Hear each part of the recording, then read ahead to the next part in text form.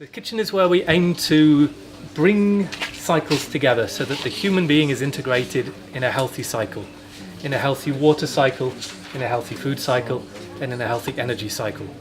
When everything's working right, we've got food coming from the gardens, it comes in here, we're cooking with, here in this kitchen we're cooking only with the sun and with biogas. We're using water from the wells.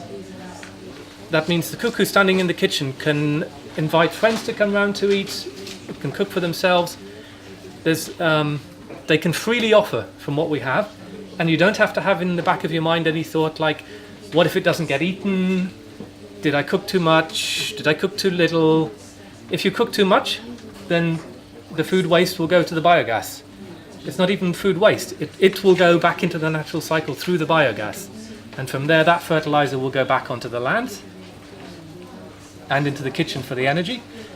And what you do eat, probably most of it, that will go through and into the dry compost toilets and also back onto the trees, back into the land. So the human element in this cycle is actually helping to drive a cycle of abundance. You don't have to cook less. The sun is falling on, we look in the mirror at the mirror, the sun is falling on the mirror. If we will cook with it, it will end up as environmental heat, which it does anyway. It will stop us freezing at night. If we don't cook with it, if we do cook with it, we can cook as much as you want. There's no need to save. And the same with the water. As long as we're not putting chemicals on ourselves and in the water, we're not damaging the water. So we've got solar collectors on the roof, we can have as many hot showers as we like. The water will come, run on us, and back into the earth. We have a so-called Scheffler Mirror here. It escaped from Kleinwächter laboratories some 30 years ago, out into the wild, where it's taken on an open source life of its own, and where there are now tens of thousands of these mirrors around the world. Just got a piece of shiny stuff in the right shape. That's collecting the sun.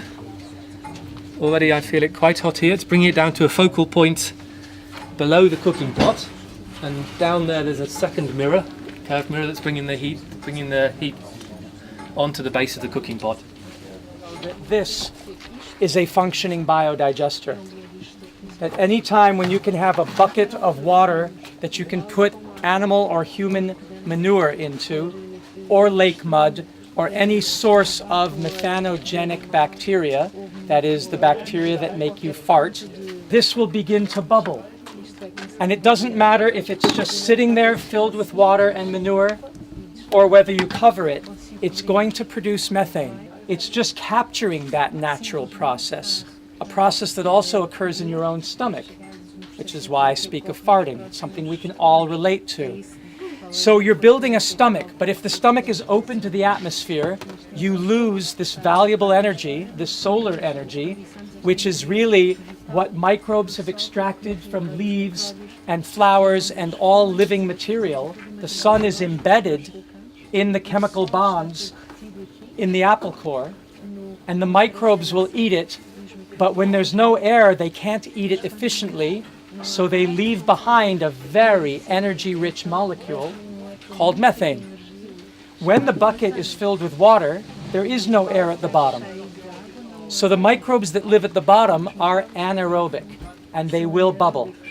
Our task is simply to take another bucket and put it upside down on top, and then as the bubbles rise, when this is filled with water, this will rise.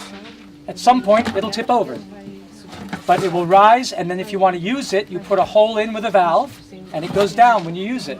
And then the next day it rises, and then you use it, and it rises. Then the question is, how do I make it rise every day?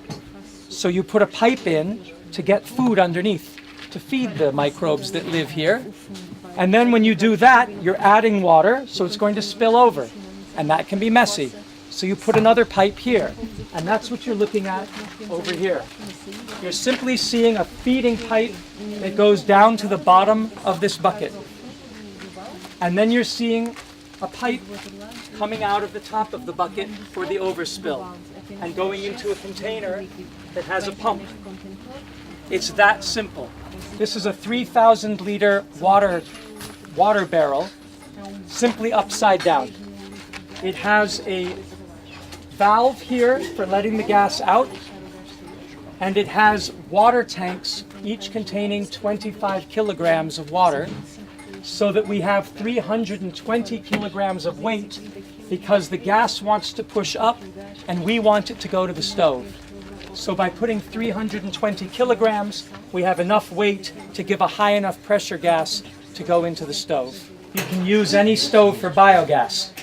In Nairobi, they take a coffee can, they put stones in it as a flame spreader.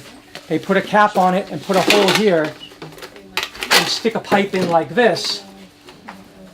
And then when you light it, now you've got a nice stove with decent flame height. And it doesn't matter if you have a coffee can or if you have a paint bucket. This is a simple paint bucket filled with stones with holes in the lid. The gas is on, and when I light it, you can see there's your barbecue grill. Yeah. Right? Very cheap ways to do barbecuing. Or throw that on it. Let me wait till the gas pressure comes up. It should start in a second. There it goes. Now you've got a nice flame. Get something to put on it. And now you can cook. There is no reason to spend any money on a stove.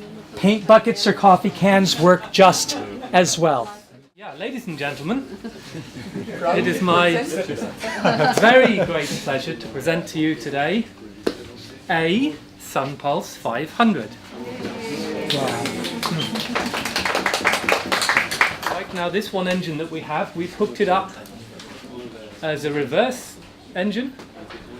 So it's a fully reversible heat engine, and instead of delivering heat and cold to it and taking mechanical energy out, right now this particular one we're delivering mechanical energy to it and taking heat and cold out. Jürgen, we have a cold box. If you've only got one engine, a photovoltaic panel generating electrical energy and driving your Stirling engine in reverse and giving yourself cold. So the more sun you've got, the more cold you've got. Perfect situation. During the night, no sun, it's anyway getting cooler. You turn your tap, you use the stored heat that you've collected during the day, and then you run your Stirling engine forwards, and then you generate the electrical energy that you need during the night to run your lighting equipment from your stored hot water tank. Yeah, a beautiful situation for a community scale kitchen. This, in a way, is actually one of my personal favorites. It's not as small and cute as the new machine, but it is an incredibly simple thing. You can see it's from the same family. Now the family resemblance is clear. It's a standalone water pump. It pumps water as long as you've got sunlight, fresh air, and water to pump. You've got your hot side of your Stirling engine, there it is, this top face. You've got the cold side of your Stirling engine, it's water cooled, it's a water pump, very easy. And in between you've got a drum of air, held together with mild steel. Envelope Power Greenhouse 2010 model we have here. So what you see here on the south facing side of the greenhouse, in this model there's Fresnel lenses, and they're focusing the direct light that's entering the greenhouse onto black painted copper tubes, which are also they're held in this white insulating shield. What would be waste heat in a greenhouse, far more heat than the plants need. Instead of spending energy to cool the greenhouse, we're simply taking that waste heat out of the greenhouse, ideally storing it, although right now the storage tank is also gone, and then using that to drive this engine and getting 1.5 kilowatts electrical energy out. So our waste heat is actually turning into a resource. It's a massive energy resource. It gives one a certain power and a certain feeling of like, I have less to apologize for. I'm not trying to minimize the bad things that I do to the world anymore, but I'm showing really how is it possible for humans to live in a way where it's a joy to live in cooperation with nature and with each other.